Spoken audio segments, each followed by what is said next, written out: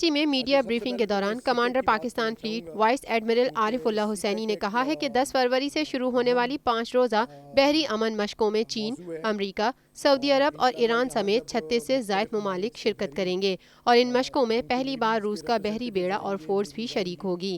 بحری مشقوں کے دوران عالمی میری ٹائم کانفرنس بھی ہوگی جس میں شرکت کے لیے 70 سے زائد ممالک کے مندوبین کو دعوت دی گئی ہے۔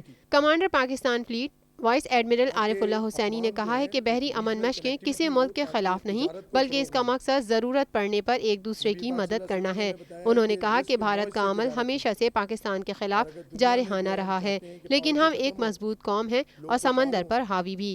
Commander Pakistan fleet vice admiral Arif Ullah Hussaini کا مزید کہنا تھا کہ اگر بھارت ہماری سمندری حدود میں جارحانہ عزائم لے کر آئے گا تو بچ کر نہیں جا سکتا۔ پاکستان کے حالات کو اور چائنا کے حالات کو بلکہ پورے خطے کے حالات کو بدلے گا اور یہ ایک پازیٹیو چیز ہے۔ چنانچہ آپ دیکھتے ہیں کہ ہمارے پڑوسی ممالک سارے جو ہیں وہ سی پیک کو بہت باریکی کے ساتھ اسٹڈی کر رہے ہیں اور وہ اس میں شامل ہونا چاہتے ہیں۔